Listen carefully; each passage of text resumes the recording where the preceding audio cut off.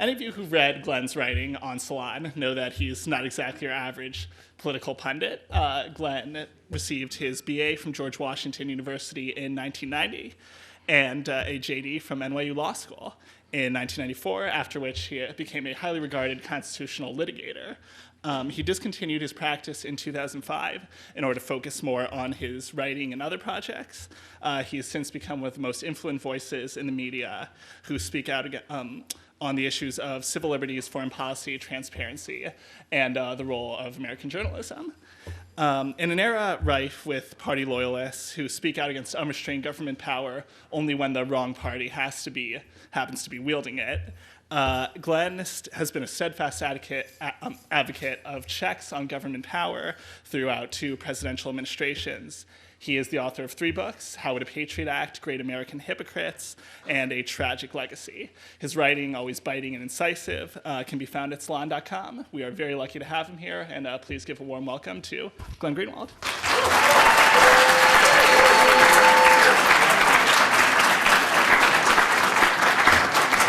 Thank you. Good evening to everybody, and thank you so much for coming tonight, and thank you as well to Anti-War Action for sponsoring this event and for inviting me here. I'm really happy to be here. So what I'm here to talk about, according to the title that the event was given, is civil liberties in the age of Obama, or something similar to that. And one of the things that I always try to do, especially when time permits, whenever I'm talking about civil liberties, is to begin by talking first, or asking the question first, what are civil liberties? What is it that we even mean when we talk about civil liberties?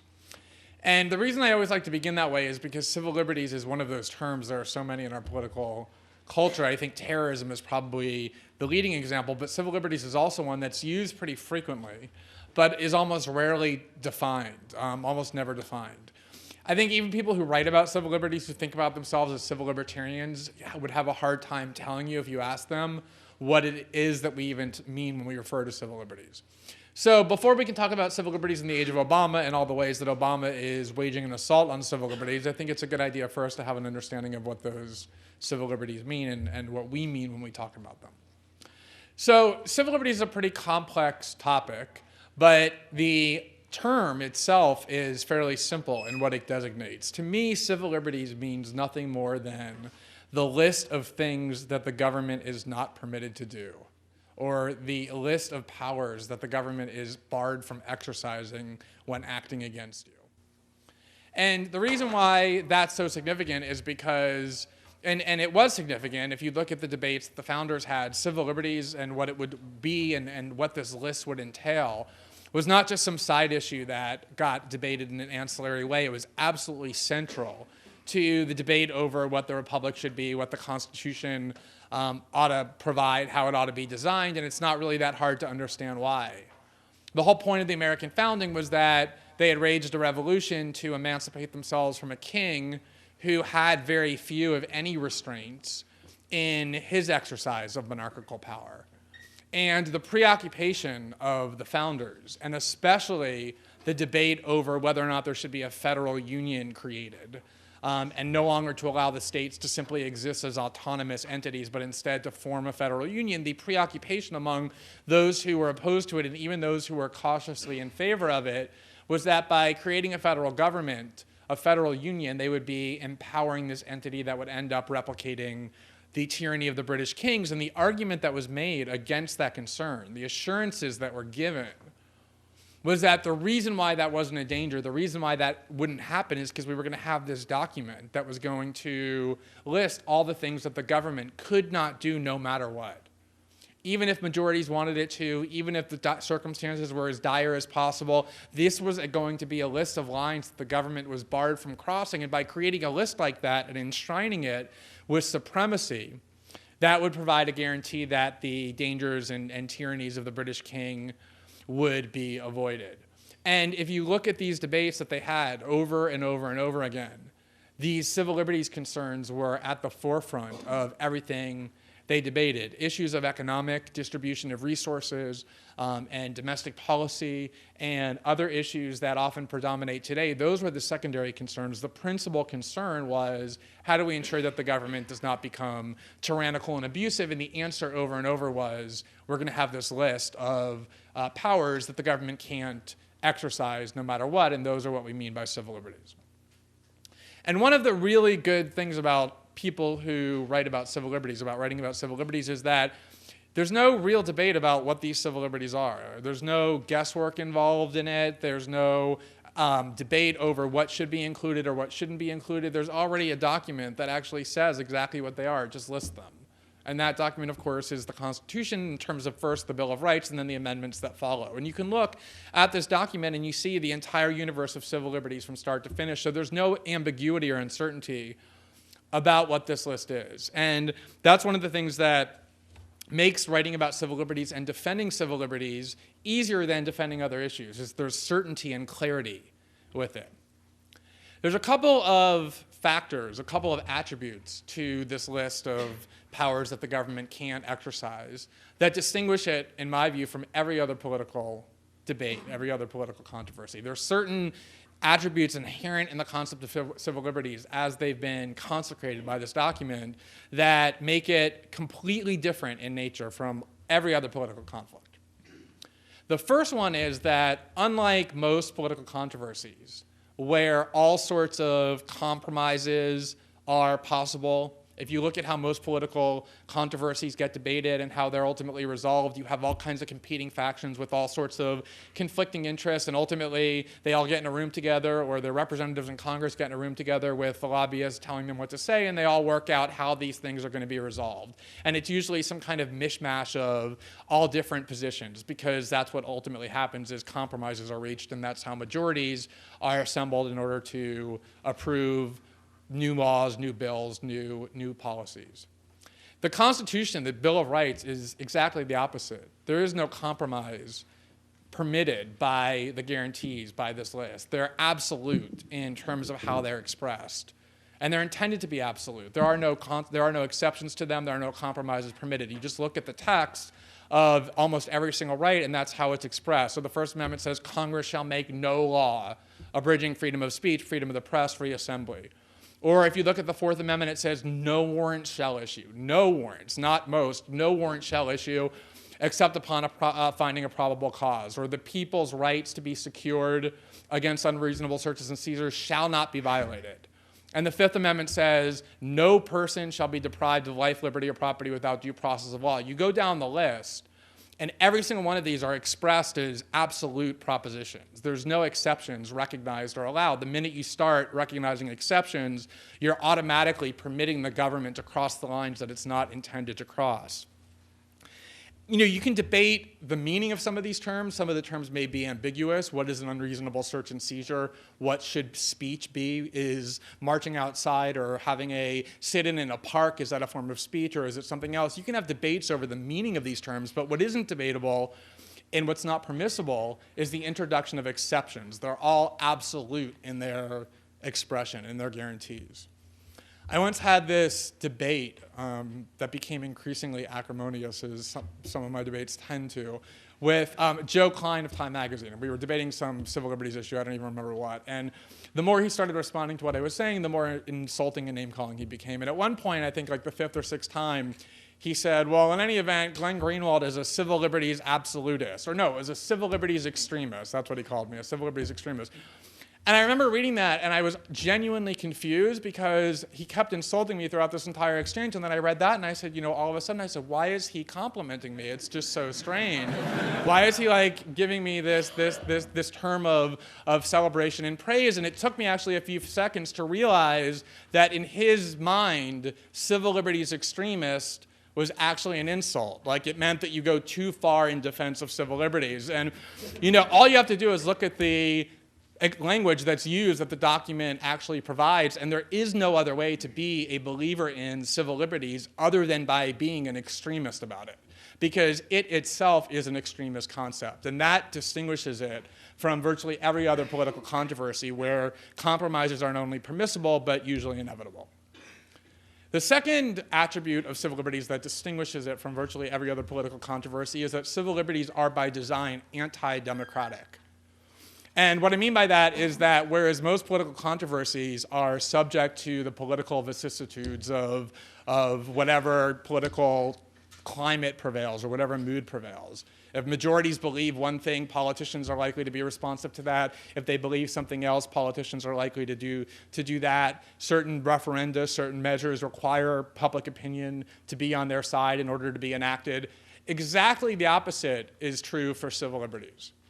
It doesn't matter, even if 95% of the public favors abridging certain speech because they find that speech so odious and repugnant and destructive, it makes not the slightest difference. The government is still barred from enacting laws that abridge free speech. Same with freedom of religion or creating a state religion or any of the other guarantees in the Constitution. Majoritarian opinion is absolutely irrelevant.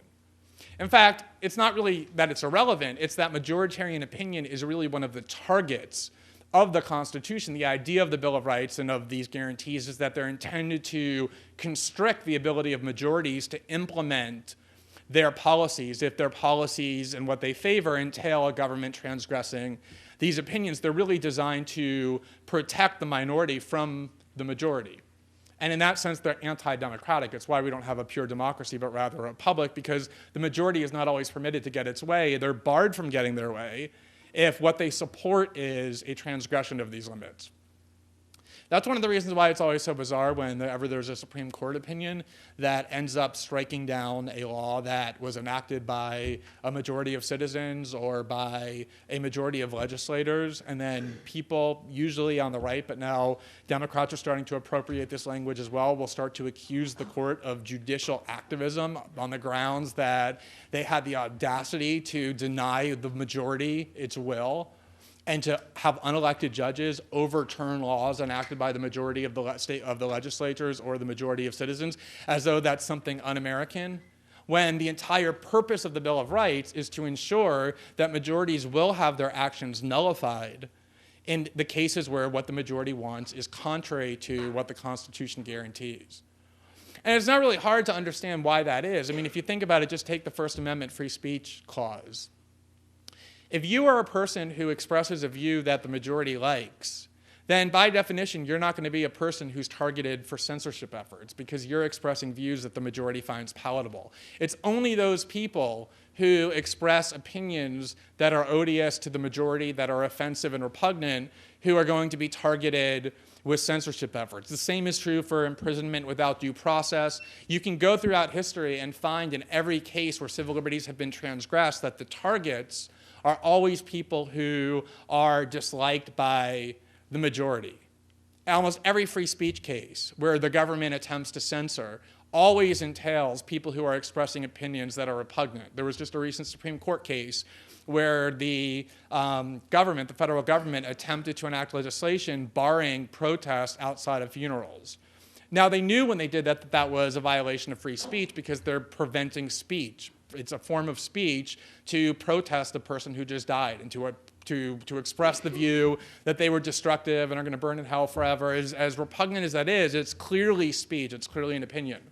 But what the government did is what they always do, which is they picked a person who they thought was so reprehensible that everybody would agree with the particularized application of this unconstitutional power, Fred Phelps. Who doesn't hate Fred Phelps? You can't find a single person who likes him. And so they purposely pick somebody like that because that's always the best way to institutionalize unconstitutional powers, is by selecting people about whom the majority doesn't care. And that's the whole purpose of the Constitution, is to protect the Fred Phelpses of the world, or neo-Nazis to march through Skokie even though there's large numbers of Holocaust survivors there, or communists in the 1950s who were depicted as the prime menace and yet, and therefore were constantly targeted for all sorts of suppression efforts. You go through history and you find in every case that what all kinds of unconstitutional acts always entail is the majority trying to target the minority in ways that the Constitution doesn't allow. And that's why the Constitution is anti-democratic, because the founders feared what they called the tyranny of the majority. The third attribute of the Constitution that distinguishes it from other features, other political conflicts is that it doesn't change ever, and it definitely doesn't change in times of war. You know, I had all kinds of debates about constitutional issues and actions of the Bush administration over the last 5 years, and invariably the argument always came down to, whenever there were people defending the radicalism of George Bush and Dick Cheney, that even though in general it would be nice if the government didn't do these things, in times of war, we have to permit the government to do them. That in times of war, the government's power increases and the citizenry's liberties diminish. And yet, there actually isn't two sets of the Constitution, one for peacetime and one for wartime. And you can just read the Constitution to see that. I always used to ask every person who made this argument to just identify in the text where this particular right diminishes or is waived in times of war. And so far, nobody's been able to identify that clause because it doesn't actually exist. War is always the rationale cited, or usually the rationale cited, for why these constitutional rights have to give way, or domestic social unrest. But there are no exceptions written into the Constitution, at least with regard to virtually every clause. Other political issues, people may change their views on how the government should or can behave in times of war and times of other crises, but the Constitution is universal in its application, and it was intended to be that way. You know, I would be a little bit more sympathetic to this argument that the Constitution magically transforms in times of war if the people who had written the Constitution never really had any experiences with war, and then you could make the argument that they probably just didn't anticipate that at some point we would be involved in some existential struggle for our existence and didn't take into account the need to have these rights be flexible. But the people who wrote this document were actually as familiar with war as we are, given that they had just waged one against the most powerful empire on earth. And so they were well aware that there would be all kinds of incidents in the nation's history when we would be involved in war, in very serious wars. And had they intended the Constitution to transform itself or to recede into the background or to give way at all in terms of the promises and guarantees that it makes during wartime, one would expect them to have said so. But either way, whether that expectation is fair or not, the reality is that they didn't say so, and the Constitution as law just doesn't have any of these exceptions in it that all other policies have. And then the last distinguishing feature of the Constitution that I want to highlight that I think distinguishes it from all others is that there are all kinds of political controversies over certain rights and prerogatives that are distinguishable based on who is a citizen and who isn't. So, for example, if someone wants to enter the United States, if you're a citizen, you have the absolute right to enter the United States. You can't be denied entry. Whereas anyone who's not a citizen can be turned away at the border for any reason or no reason whatsoever. And that's not unique to the United States. That's typical for just about every country on the planet. And there are all kinds of issues like that about benefits that the government might issue, or you can have rational debates where you distinguish between the rights of citizens and the rights of non-citizens. Contrary to all sorts of popular belief and to the extremely deceitful and misleading statement of all kinds of politicians, the rights of the Constitution are not in any way dependent upon citizenship. You have people all the time making the following argument whenever it comes to things like due process for accused terrorists at Guantanamo or other things. You'll have senators all the time saying, why would you possibly want to give terrorists the same rights as US citizens enjoy under the Constitution? And the premise of this claim is absolutely false. The premise is that the right not to be put into a cage without due process is one that the Constitution guarantees only to citizens. And yet, if you read the Fifth Amendment, what it says is no person shall be deprived of life, liberty, or property without due process of law. And it's true for just about every constitutional right. There are a couple, like the right to vote, that are confined to citizens, but every other constitutional right has nothing to do with whether the target of the government act is or is not a citizen. It is a restriction, as I said at the beginning, on what the government can do. And that's not just me saying that and the text that makes that clear. The Supreme Court, as much as 150 years ago, has said that, and they've said it over and over. There was the first case where a Chinese American in California was in the country legally but wasn't a citizen. And a city council passed a law basically depriving him of his job because he had engaged in some sort of protest that members of the city council didn't like and thought was improper for a non-citizen to engage in. basically on the theory that he's lucky to be in this country, he's not a citizen, he shouldn't be engaged in this dissent, and therefore he's going to lose this job. And he sued and said that his right to property and other rights were being deprived without due process. And the argument of the city council and of the state was the argument that politicians continue to make, which is as a non-citizen, he doesn't have the right to not be deprived of property without due process or to invoke these other constitutional guarantees. These are for citizens only. And the Supreme Court unanimously read the Constitution and said that distinction is non-existent. The Constitution applies to all individuals, all human beings, under the authority of the U.S. government, meaning on U.S. soil or in territories that the U.S. government essentially exercises sovereign control, like Guantanamo.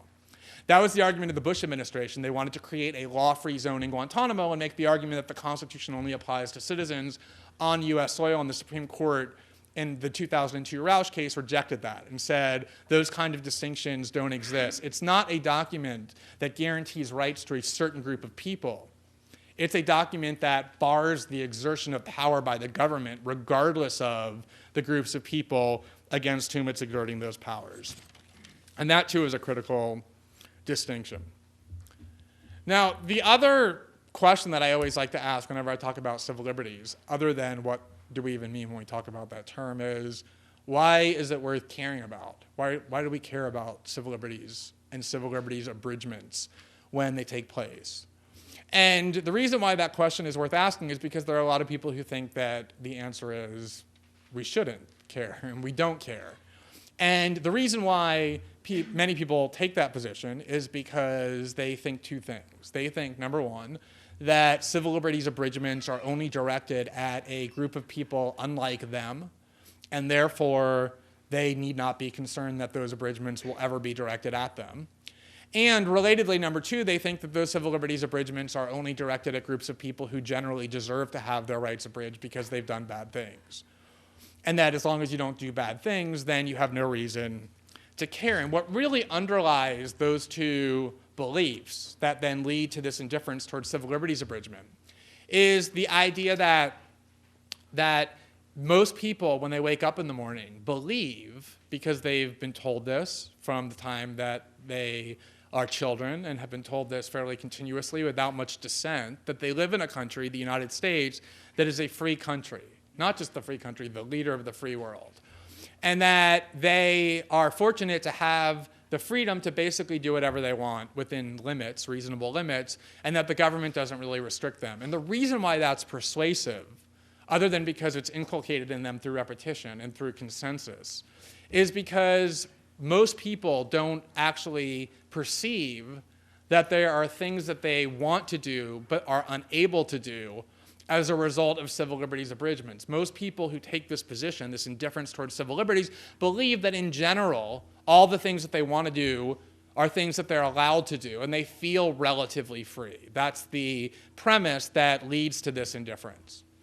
And so I think it's always critical, whether you're giving a speech on civil liberties or writing about them or talking about them to people or advocating for them, to address this mindset and because it's not, if you're not directly abridging somebody's civil liberties in a way that they perceive, if you're either abridging civil liberties only of a certain group of people but not them, or if you are abridging their civil liberties but somehow getting them not to perceive it, it is difficult to get people to understand why they ought to care. It's human impulse to care about things that affect you directly and not that are simply abstract injustices. And so this is always a critical topic to address. And there are lots of compelling reasons, I think, as to why it's worth caring about civil liberties, even if you're someone who thinks that yours aren't being infringed and aren't going to be. The first of which is that history leaves no doubt that although civil liberties infringements begin in a very confined way, directed at, as I said before, the most marginalized minorities about whom people don't care or to whom they direct their hostility, it is inevitable, absolutely inevitable, that those civil liberties abridgments, once they are entrenched, will spread. And they'll spread far beyond their original and intended targets. I always have this debate whenever free speech issues are raised. And there are lots of people, especially in Europe and Canada, but I think in the United States as well, who, for example, favor hate speech laws. The idea that although free speech in general is a good idea, that certain people who express ideas that are just so completely hateful that they actually become hurtful are ideas that the state can legitimately prohibit. And there's lots of prosecutions in Canada and Europe and elsewhere of people who express ideas that the society finds odious, whether it's insulting views about homosexuals or about Muslims, or in other countries about certain other religions, who then end up being prosecuted for these opinions. And the people who defend those prosecutions and these abridgments take the position that, well, these particular opinions are so hateful, so extreme, that we ought to abridge them. There was just a case this week where there was basically a riot, a week-long riot in Afghanistan, where dozens of people were murdered because Muslims in Afghanistan were so angry about the burning of the Quran by this pastor in Florida. And it led to politicians in both parties calling for formal action to punish Quran burning, even though Quran burning is every bit as much the expression of political opinion as, say, burning the American flag or burning a president in effigy or tearing up the picture of the Pope, as Sinead O'Connor famously did on Saturday Night Live. There are lots of symbolic acts like that that generate all kinds of intense rage and hostility that are nonetheless expressions of free speech and free opinion that the Constitution doesn't allow to be banned. But this Pastor Jones act was so repulsive and created so much turmoil and ultimately led to the deaths of lots of people that a lot of people just instinctively began to be receptive to the idea that that was one case where actually maybe it would be okay to punish him for the speech that he expressed because of how foreseeable it was that it would lead to harm. And the problem with that is what I just said, which is what you're really doing when you assent to that idea or to any civil liberties abridgment is you're not actually endorsing the idea that the government has the right to punish people who burn the Quran. What you're actually endorsing is the idea that the government has the right to compile lists of prohibited ideas that can be punished if you begin to express them. And it may be that this list of prohibited ideas begins as a list that you're basically comfortable with because you think those ideas are really pernicious. But once that list starts to get compiled, it will inevitably spread far beyond what you think it ought to be. And ultimately, and I think somewhat deservedly, will probably end up including many of the ideas that the people who wanted the list in the first place actually believe in and would like to express. And so that's the problem with endorsing civil liberties abridgments and we're not caring about them when they're confined to minorities, is eventually they spread and proliferate, and if you're somebody who endorsed them at the beginning, you have no principled basis for opposing their expansion. The second reason that civil liberties abridgments are crucial to care about, even if they're not being directed towards a particular person or in a way that this person cares about, is that what happens when the government is permitted in certain instances to cross these lines that were supposed to be sacrosanct is that a climate of fear ends up being created in the citizenry. And that climate of fear means that people on their own start relinquishing and repudiating their own rights because they now fear the government.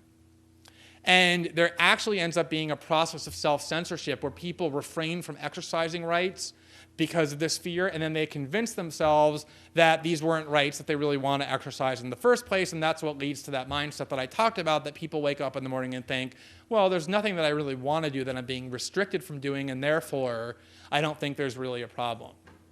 I actually have a couple examples I want to briefly recount that I think underscores this dynamic. It's something that I actually realized only fairly recently, but I think it's pretty significant in terms of why civil liberties abridgments are so harmful. I've written a lot about Wikileaks and the Wikileaks controversy, and have defended them fairly steadily and regularly over the last year or so in lots of different contexts. But the first time I ever wrote about Wikileaks was I believe it was in January of 2010, a little bit more than a year ago. And this was at a time when very few people had actually heard of Wikileaks. They hadn't really released any of the newsworthy items that made them so famous throughout the year. It was even before they released the video in Baghdad showing the U.S. military murdering multiple unarmed civilians and journalists. They had released a lot of documents relating to other countries, corporations, and the like, but they really weren't very well known in the United States. In fact, I hadn't heard about them at the time. And what made them be in the news at the time and what led me to write about them was that the Pentagon in 2008 had written a secret report that ironically and unsurprisingly was leaked to Wikileaks, which then published it, that was about why Wikileaks is an enemy of the state. And this Pentagon report talked about ways that Wikileaks should be destroyed and ways they could destroy Wikileaks. They talked about manufacturing fictitious documents and submitting them to Wikileaks in the hope that Wikileaks would then release them, and then they would be accused of publishing false documents, and that would destroy their credibility. Or they talked the way that happened with Dan Rather. Or they talked about invading their internet security and uncovering the identity of their sources so that people would no longer be willing to leak to WikiLeaks. And it literally talked about how WikiLeaks was an enemy of the state. And I didn't really know much about WikiLeaks at the time, but I knew that if the Pentagon was preparing secret reports about how to destroy them, that this was a group that merited a lot more scrutiny and probably a lot of support. That's all I knew about them, but at least for me at the time, that was enough to make me interested in them and view them favorably. And so I started reading more about them and actually saw what it was that they had been doing, which was leaking all sorts of documents about the world's most powerful factions and preventing them from engaging in deceitful and wrongful acts in the dark. So even by this point, they had released all kinds of documents showing the involvement of Kenyan political officials in death squads. They had released documents showing toxic waste dumping by large corporations in Western Africa with the complicity of government officials. There were attempts in Australia to empower the government to shut down websites on the ground that these websites were involved in child pornography, and yet the list of websites that were to be targeted by the Australian government involved all sorts of sites that had nothing to do with pornography but had been opposing the government in all sorts of ways. They had released documents showing the involvement of political officials in Iceland in the financial collapse in 2008 and their awareness of the problems that these banks had, but their unwillingness to act because of their closeness to the banks. A whole slew of corrupt acts that had been kept secret that WikiLeaks released. And so at the time, I actually started to get a sense for why WikiLeaks could be a really valuable and vital tool in subverting the regime of secrecy behind which the world's most powerful factions operate. And so that's really what led me to write about them that first time. And I interviewed Julian Assange at the time, and I wrote a fairly long article about what WikiLeaks was doing, why they were important in the war that the Pentagon was waging against them. And at the end of this piece, I had suggested and recommended that people donate money to WikiLeaks, because at the time they had said that they had a lot of leaks that they hadn't been able to process because they lacked resources and lacked the staff needed to verify these documents and other needs that they had for funding. And I suggested that people donate to WikiLeaks. And in response to this suggestion, and I provided some links and the like, there were not a couple of people, but a lot of people, readers of mine, people who I know to be not prone to conspiratorial thinking, but very sober and rational, who said to me in all sorts of ways, by email, in person, in the comment section of my blog, who said the following: I agree entirely with what you said about WikiLeaks and their potential for doing good. And I wish that they would get all the support they need, and I would love to be able to donate money to WikiLeaks, but my concern is that if I donate money to WikiLeaks, especially online or in any other way, that I'm going to end up on some sort of list somewhere, some kind of a government list. And that eventually, given that WikiLeaks has been declared to be an enemy of the state by the Pentagon and is viewed that way and could start releasing secret US documents, they had released a couple, but not very many, but that they could in the future, that at some point I might even be exposed to some kind of liability, criminal liability, of aiding and abetting or giving material support to a terrorist organization, if they're so designated. Now, I didn't really consider those concerns particularly valid because there was really no, strictly speaking, legal basis for bringing that kind of a claim. But the fact that so many people had expressed that fear, and so many people who are knowledgeable and rational and sober people had expressed it, really underscored for me how intense this climate of fear and intimidation is that the US government has created over the last decade. Because here were people, US citizens, who wanted to donate money to a group who had never been charged with any crime, let alone convicted of any crime, wanted to donate money to a group whose political objectives and political actions they agreed with enthusiastically, which is about as core of a First Amendment right as you could possibly find, the right of freedom of association, the right of free speech, which is what donating money to political groups like political candidates has been declared to be. And yet here were a large number of people purposely and deliberately and consciously refraining from exercising their constitutional rights out of fear that one day they might end up on a government list. And ultimately, it probably turned out that their fears were more valid than I've suggested, since as WikiLeaks began releasing more documents that the United States government didn't want released, there have been an escalation of claims and arguments and suggestions that WikiLeaks is akin to a terrorist organization, that they ought to be prosecuted for espionage. There have been efforts by the US government to persecute people associated with WikiLeaks or who support them, people who work with WikiLeaks, US citizens. Every time they re-enter the country, are now routinely stopped at their border and have their laptops seized without any search warrant and the contents of their laptop copied. There were Twitter subpoenas sent out by the US government to invade the Twitter accounts of a whole variety of associates and supporters of WikiLeaks. And so what you have when the government starts exercising powers that they were not supposed to exercise is that this climate of fear gets created where people avoid exercising their own rights. There's one more anecdote that I want to convey that I think underscores the same thing, that might even be more significant than the one that I just described, which is, in the course of writing about WikiLeaks over the past year, I've come to talk to and get to know a large number of people who work with WikiLeaks or who used to work with WikiLeaks. And what every single one of them will tell you, the people who no longer work with WikiLeaks or the people who now work with WikiLeaks but are strongly considering stopping, which is almost every single one of them, is they will say the following, and these are usually people who are citizens of other countries, largely Western European countries and Australia, is they'll say, I wholeheartedly support what WikiLeaks is doing. I passionately believe, as much as I've ever believed in them before, what it is that WikiLeaks is doing. But the reason either I've stopped working with them or I'm seriously considering it is because what I fear is not that one day my government is going to accuse me of engaging in criminal conduct. I'm perfectly comfortable with handling that situation and confronting it because I'll hire a lawyer and I'll use the due process that will be afforded to me, and I don't think I've done anything wrong, and I'm confident that in my country's judicial system I will be exonerated. And so I'm not worried that my government's going to be accusing me of crimes. What I'm worried about is that the government one day will knock on my door and say that we have a request from the United States to extradite you to their country to prosecute you for these crimes, and that you're going to be extradited to the United States.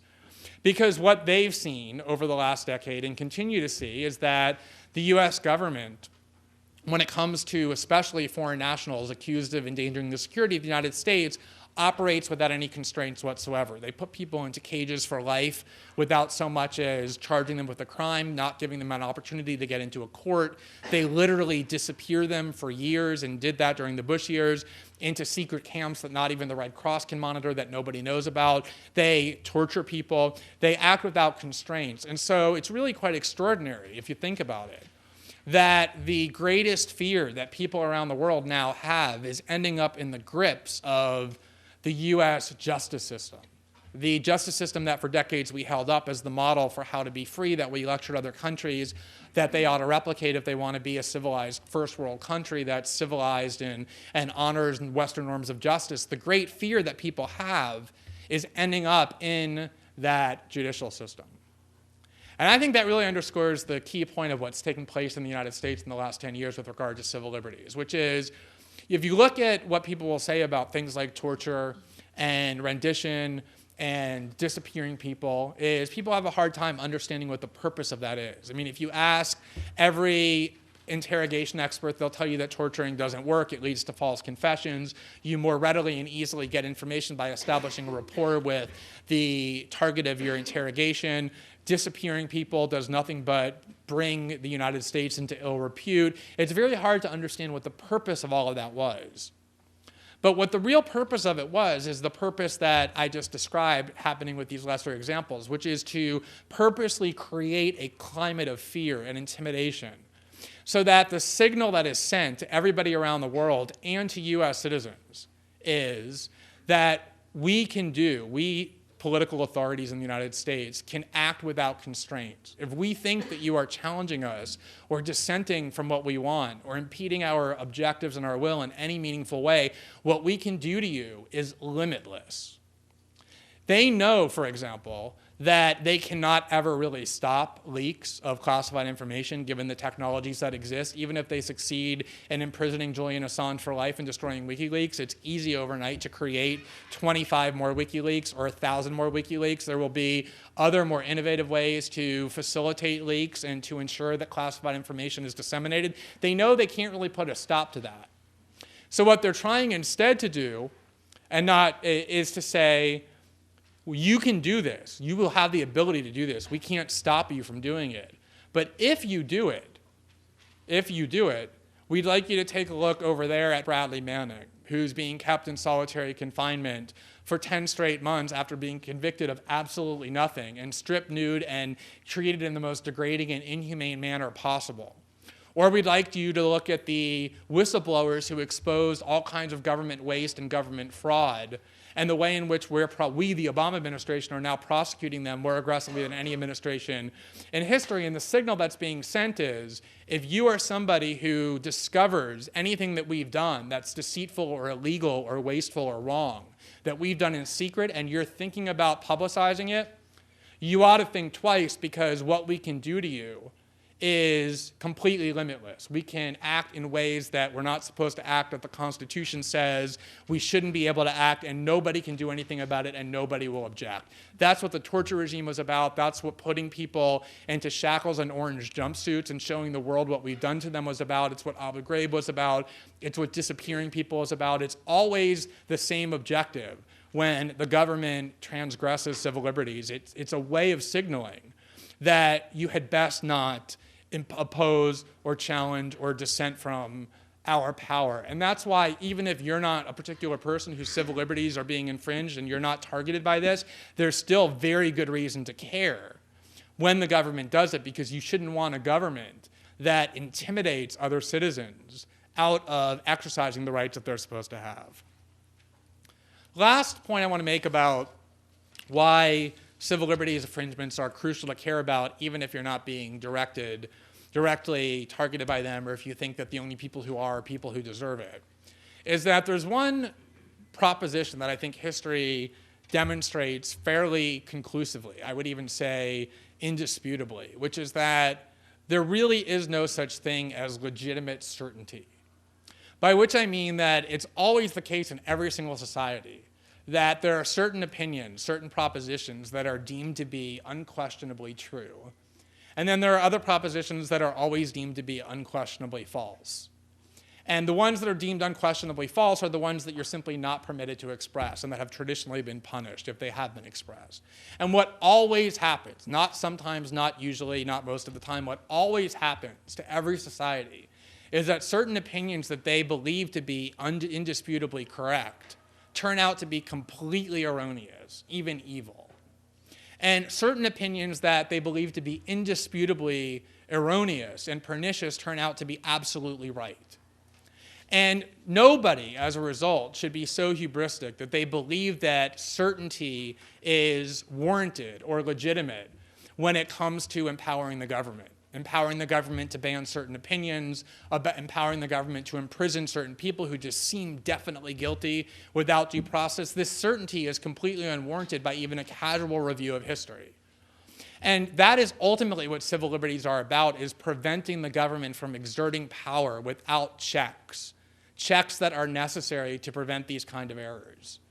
So we accepted the idea that it was okay to put huge numbers of Muslims into cages without due process, because even those of us who kind of thought it wasn't the right thing to do deep down believed that these people were probably guilty, because where there's smoke, there's fire, that we didn't just pluck them off the street randomly, that they probably, if not being the kind of terrorist mastermind that they might have been accused of being, probably on some level were kind of guilty of something and therefore belong there, and it may be objectionable in theory, but not really passionately wrong that they were being imprisoned without due process. And yet, as it turns out, the vast majority of them, people who spent time in Guantanamo, have turned out to be guilty of absolutely nothing.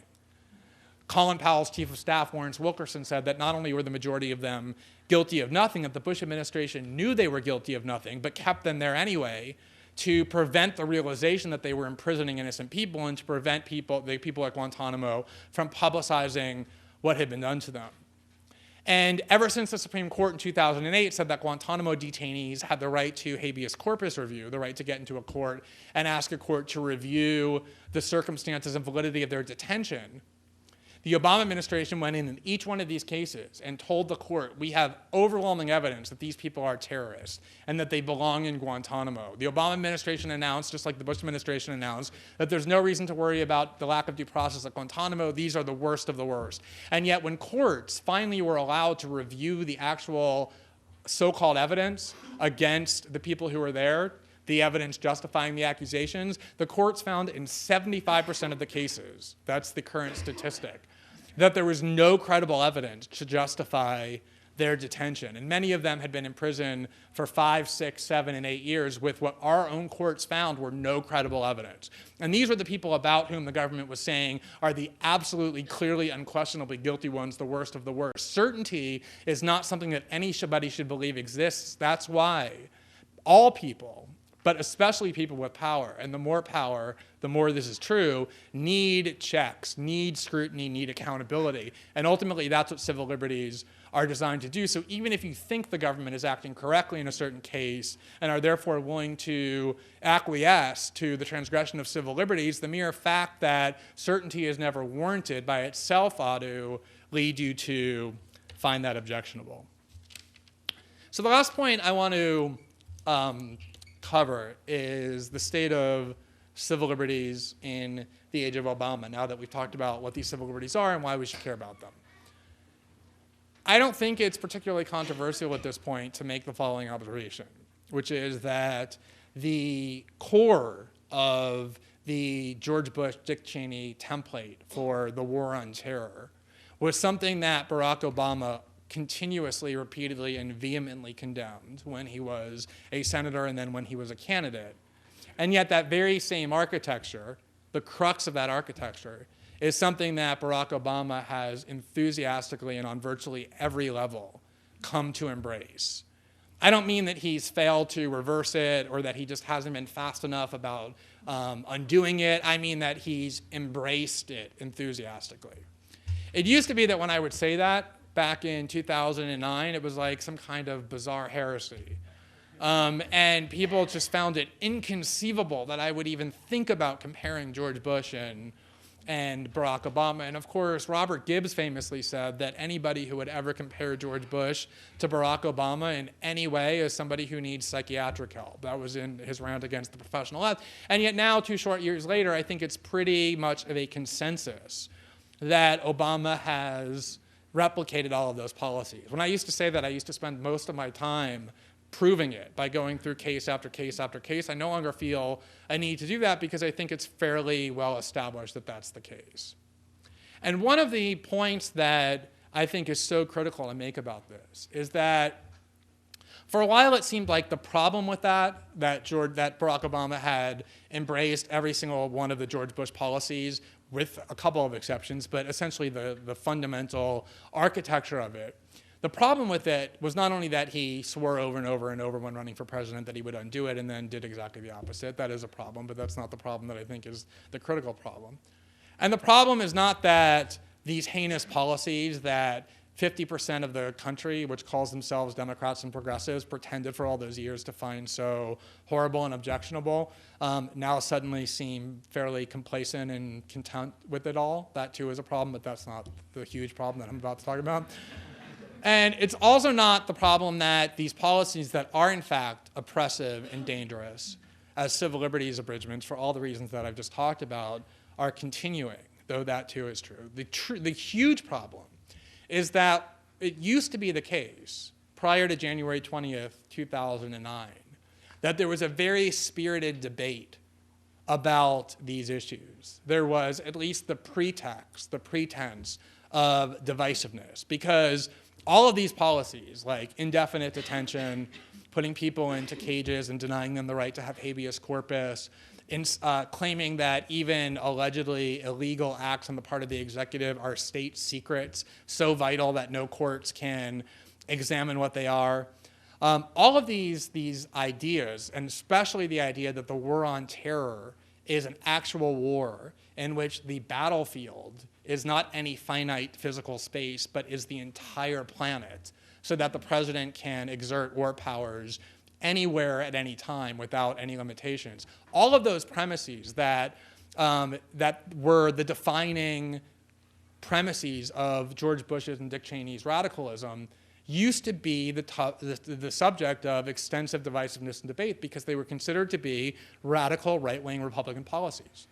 And Democrats constantly claimed that they objected to all of these things. Military commissions, creating new founded tribunals to convict people instead of using our regular justice system. All of these things, you had Republicans on one side arguing in favor of it. You had Democrats on the other side going on television and talking about how it was wrong. You had John McCain in the presidential campaign defending it. You had Barack Obama standing up and saying that they were unnecessary and counterproductive and wrong and vowing to undo it. So you had a debate, or the appearance of a debate, over these issues.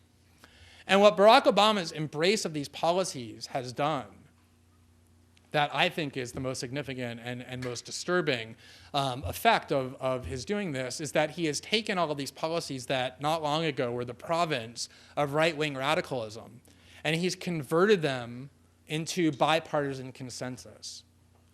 And the reason why that's so disturbing is because policies that become bipartisan consensus are removed, usually forever, from the realm of mainstream debate. Because in our country, political debates have limits, and the limits are usually defined by what Republicans and Democrats talk about. And if Republicans and Democrats disagree on a certain issue, those issues will make it into political discourse. But once the leaders of the Republican and Democratic parties agree on a certain proposition, those get removed from things that the media will cover and that people debate. And that happened in the run-up to the Iraq War, for example. If you ask journalists to this day why the media didn't more aggressively scrutinize claims about weapons of mass destruction, what they'll tell you, almost all of them, is that the Bush administration would make these claims and most Democratic leaders wouldn't contest them. There was no Democrat calling these reporters and saying, hey, what he's saying isn't true. And so this reveals this mindset that these reporters have, that once Democrats and Republicans agree on a certain issue, it's removed from the realm of consideration or debate, even for journalists. It's taken off the table. It no longer is part of our political discourse. It becomes an embedded and entrenched attribute of American political policy. And there's actually lots of historical examples where that's true. If you look at what happened in World War II and Franklin Roosevelt's New Deal legislation, this whole New Deal administrative state that was created during the Roosevelt administration and then continued during the Truman administration used to be the target of the most vicious attacks by Republicans that opposed it as socialism and incursions, improper incursions by the state. And then what happened is when Dwight Eisenhower was elected president, the first Republican president after Roosevelt and Truman, instead of undoing it and dismantling it, he actually just tinkered with it and maintained it, and in some cases actually expanded it. And then it became not the policy any longer of Democrats, but the policy of Democrats and Republicans, and it was no longer debated. It just endured forever. And the same thing happened with Lyndon Johnson's Great Society reforms, that during the 1960s, Goldwater conservatives in the Republican Party railed against continuously, until Richard Nixon became president and basically continued the Great Society institutions, or certainly didn't dismantle them, and then the debate went away and those persisted. And this is exactly now what's happening with George Bush and Dick Cheney's assault on civil liberties. Because Barack Obama has embraced them, the problem is not merely that they're continuing, it's that they have become even stronger as a result of now assuming the mantle of bipartisan consensus, of harmony, of being removed from the realm of debate.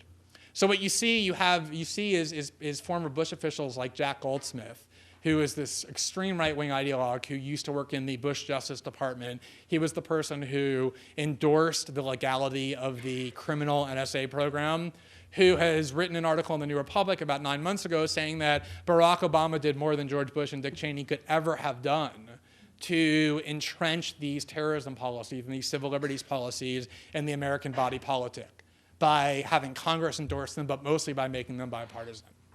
And you see something else even more remarkable, which is Republicans almost instinctively love to accuse Democrats of being soft on terror or being untrustworthy on national security. And this was the attack that people like Bill Kristol and Liz Cheney and others, and Dick Cheney, launched on Barack Obama for the first few months of his presidency. He's going to trigger a terrorist attack because he's no longer torturing people. That was the attack. But it has become so glaringly obvious, so obvious and indisputable, that rather than jettisoning those policies, Obama has actually continued them, and in some cases, even expanded them beyond where Bush went, by, for example, asserting the power to target American citizens for assassination without a shred of due process, literally being the judge, jury, and executioner. That even people like Dick Cheney and Bill Kristol can no longer, with a straight face, claim that Barack Obama is being soft on terrorism and national security by abandoning Bush-Cheney policies, because he's not abandoning those policies. And even our standards of permissive truth abandonment in our political discourse doesn't allow that level of falsehood that Barack Obama has abandoned these policies. And so what they've done is they've switched tactics, and they now not only acknowledge that he's continuing them, but they praise him for it, and they claim, I think quite rightly, a measure of vindication, that it proves that Democrats all along didn't really believe the criticisms they were voicing that George Bush was shredding the Constitution. They were saying these things opportunistically for partisan gain, and that now Obama, now that he's not a senator anymore, now that he's not a candidate anymore, now that he's president and responsible for protecting the nation, now that he has access to national security, actually sees that all along George Bush and Dick Cheney were right. Because that's a pretty fair conclusion to reach from the fact that he went from criticizing those policies to embracing them as his own. And I once wrote, and I think it's true, that Barack Obama actually won the debate on the war on terror. The problem is that he actually won the debate for the Republicans by adopting these policies as the Democratic Party's policies and therefore enshrining them forever. So that's where I think the state of civil liberties is in the age of Obama and the war on terror. It's not a particularly optimistic or sunny picture, for which I apologize, but it's not actually my fault. But that, I think, actually is where things stand. And I think there are lots of reasons why we ought to care about that. And I talked about those at the beginning, and it's the reason why I continue to focus on them, even though lots of people seem somewhat indifferent, especially now that both parties are doing it. So with that, I will conclude, and thank you very much for listening. And I guess we'll have a question and answer session. Is that correct? Yeah, one quick announcement.